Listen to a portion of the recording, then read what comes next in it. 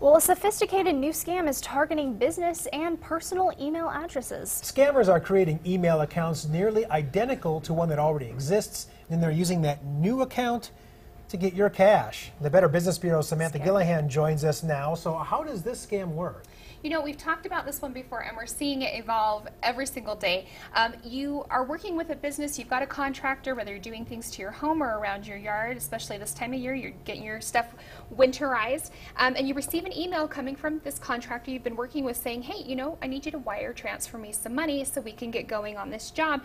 And while it may seem suspicious to you, it's somebody you've been working with, it's somebody you've trusted already, and so you go ahead and you want to send that wire transfer, but what's happening is the scammers are actually hacking into email accounts, watching what you do, seeing conversations you're having with businesses and contractors and things like that, and then mimicking email addresses, maybe only off by a single character, and pretending to be your contractor, same tone, you know, the same type of thing going on, because they've been watching what you're doing in your email. So they just basically get access to a real email account and then make some, like you said, some subtle changes to fool people. Exactly. Wow. So these con artists, you know, they're then using this information they know about you and your business transaction to initiate a wire transfer that's going directly to them.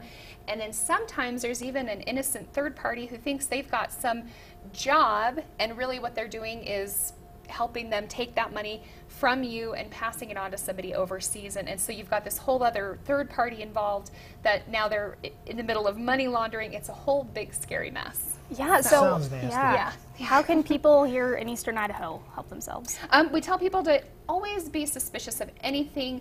You know, we've talked a lot about these email scams. When you get an email from someone you've talked to a million times, but suddenly something's just a little off, give them a phone call. Say, hey, I got this email from you. Do you really need a wire transfer? What's going on? Make sure that that's really who you're dealing with. Don't click on any attachments or anything like that. If something seems off in the email, double check those email addresses. Most emails, you know, accounts and things like that now, when you have consistently been talking to someone, it usually highlights it or references it or has a nickname. If that's not there, double check that email address. It might be just one that's a couple letters off. And then question any kind of changes in payment instructions. Somebody that you're seeing regularly, they should be willing to take cash or a check from you. A wire transfer is such a big, difficult thing to do.